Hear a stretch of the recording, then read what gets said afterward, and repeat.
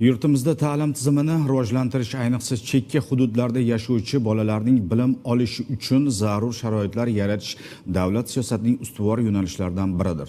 Biroq Qarshi tumanining yangi Qozikent mahallasi fuqarolari uchun bu masala hanuz dolzarb bo'lib kelmoqda. Manzilda qariyb 200 nafar maktab yoshidagi bolalar bo'lsa-da, na maktab va na unga eltuvchi xavfsiz yo'l qilinmagan.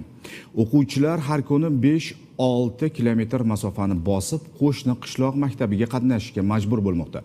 Xo'sh, aholini 15 yildan buyon qiynab kelayotgan ushbu muammoga qachon yechim topiladi? Muxbirimiz ayni savol bilan mutasaddilarga yuzlandi.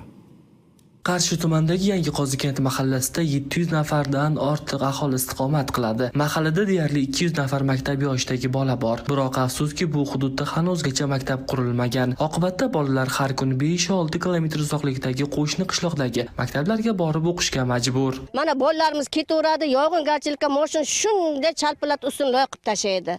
Loy bilan o'qishga bormay qaytib kelgan kunlargacha borda. Bizning o'quvchilar hozir balog'atga yetib qolibdi qizlar. Har xil mashinalar signal qilib o'tadi, gap otib o'tadi, nojo'ya harakatlar bo'lib qolibdi. Anshularni cheklantirish kerak. Maktab qurilganga hech qachon shuna muammo bo'lmaydi ham, biz xotirjam o'tirib ishimizni qilamiz uyga o'tirib. Bu turishga bir ish ham qila olmaymiz. Kunimiz, vaqtimiz ko'chaga bilan o'tib ketadi.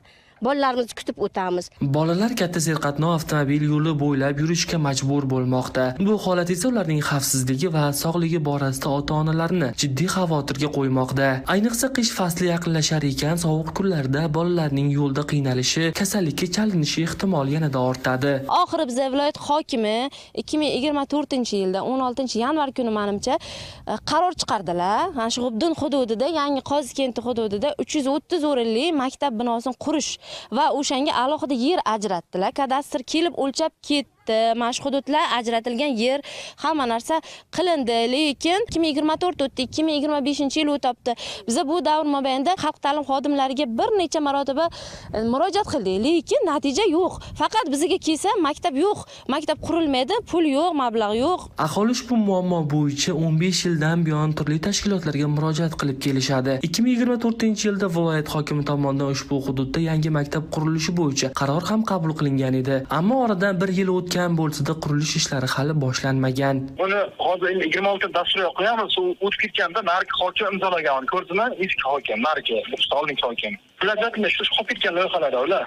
Endi hozir hokim bilan ko'rib 26 qo'ydiramiz iloji boricha. Vaziyat bo'yicha Qarshi tumani hokimligi bilan bog'landik. Mutasaddilar muammo tez orada hal etilishi haqida va'da berishdi.